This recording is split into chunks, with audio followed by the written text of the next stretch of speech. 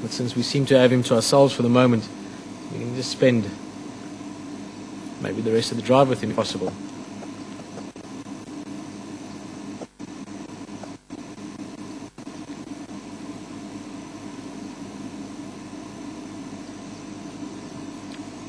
You can see again that mouth open, pant, same as a might do if a dog is very hot, just breathing across the west mouth area. Taking it easy.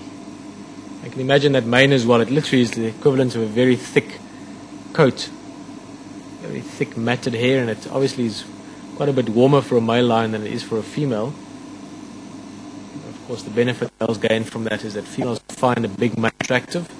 It shows them that the male is very healthy, very fit, also that he's at the right age. There's also, to an extent, the benefits of protection. When these males are fighting, it's going to be much harder for another lion to get hold of his neck.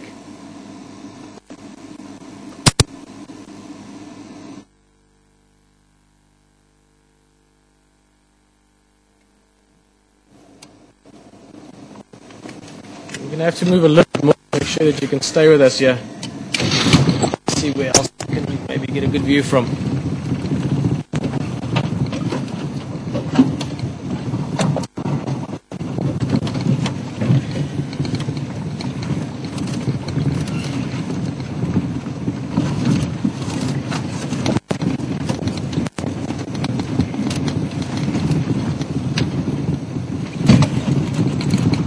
That's actually beautiful, just like that. Straight ahead of us. He's just got his nose up at the moment. It's a very classic lion pose. Just testing the breeze, sniffing what might be out there.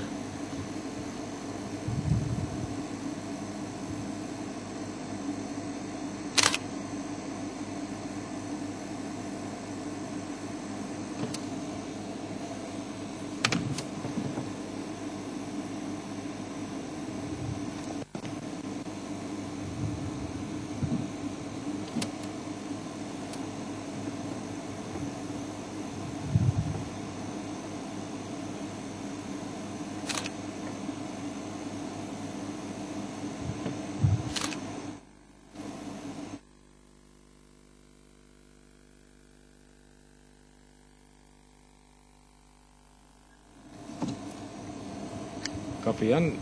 Is it something worthwhile cutting to?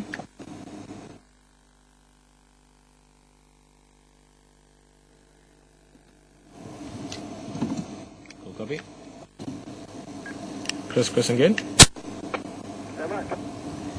Chris, I don't know your lock at the moment, but just also all other stations, Small Mshlambi and Lawford, Buffelshoek Dam.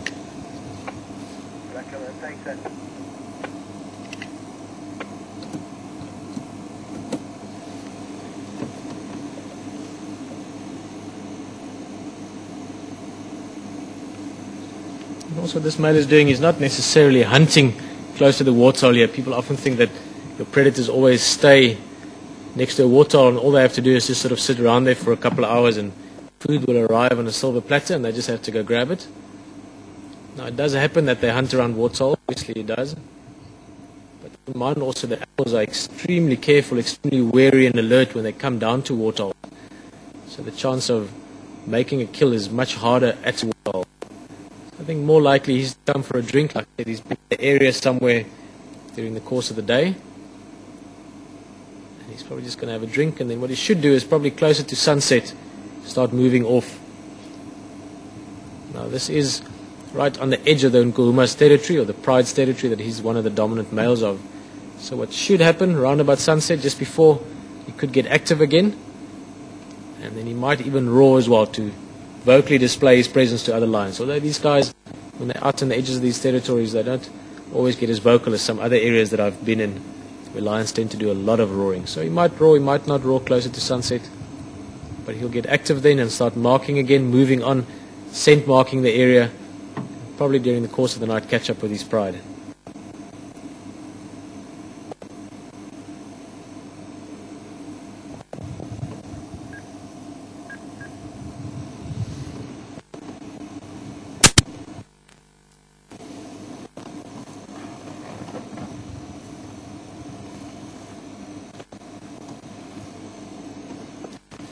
I'm just going to move again a little bit, see if we can't get just slightly more next to him here.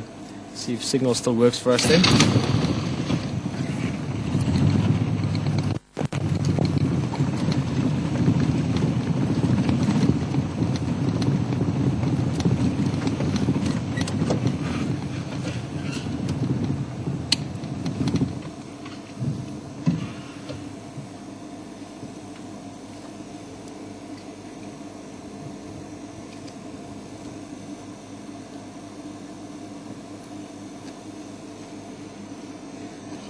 Also now entering that beautiful later part of the afternoon where the light gets a little bit softer. That golden afternoon glow. Just under an hour left till sunset. So it's a good time for various reasons. First of all, it's very beautiful. You can see just looking at this male now, we've got a little bit of backlighting. Just really making his mane look very pretty. Very beautiful.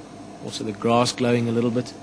It's also a time when the animals in general are getting more active. It's starting to cool down now, so there might be some things coming down to the waterhole. Not necessarily that he'll hunt them, but it'll definitely create a little bit of interest from the lion's side. And if the antelope or whatever is coming down for a drink spots him, he'll get some behavior from them as well. So the stage is set for a fantastic afternoon here. Welcome to Wild Earth. This is the kind of stuff we want to show you. Share with you, more than show. Keep in mind that you're seeing this at the same time as me, as that little twig in the foreground is moving because of the wind. It's happening right now. The breeze is blowing here at this moment.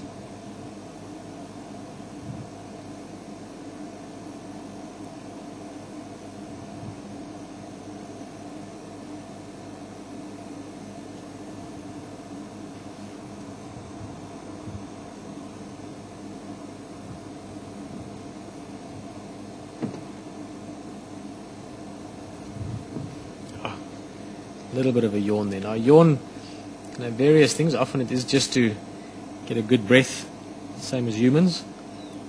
Also with animals, especially with your predators, often a yawn is also a display. So this guy will probably give a bit of a yawn later on, partly because he's getting more active, getting more oxygen into his system to get ready for the evening.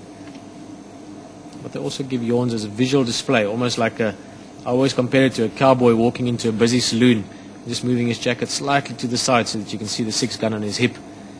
Not wanting to use it, not wanting to threaten anyone, but just letting everyone know that, listen, I'm at a sharp end as well.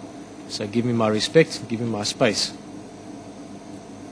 That's also one of the ways you can see that this male lion is not bothered by our presence here. He's not worried by us or intimidated or threatened or any of those things by us. He's quite happy and comfortable with our presence. He hasn't even once given us a yawn to show us that he's got sharp ends. To him, we're just an innocent bystander. I wonder what he's looking at. Obviously heard something further away that we can't hear or see.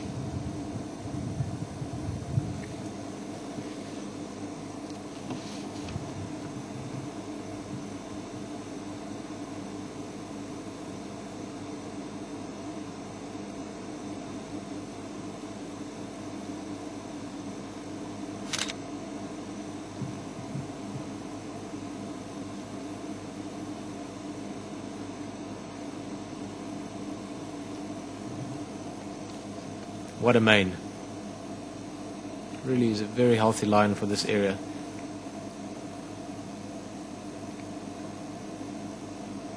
Give you an idea of size, perspective.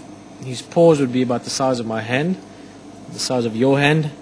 And I always say that that seems pretty big, but if you put your hand next to your face, up against the side of your face, then it seems very large. So big paws probably weigh about 200, just over 200 kilograms. It's about 440 or so pounds, 450 pounds, maybe 210 kilograms, 460 pounds or so. But he's quite a big guy for this area. Some other parts of Africa, male lions can get up to 250, 270 kilograms, which is about 520, 550 pounds even. Just depends on the kind of habitat they're in, how healthy the population is in general, what kind of food they're eating. This is a beautiful, beautiful specimen.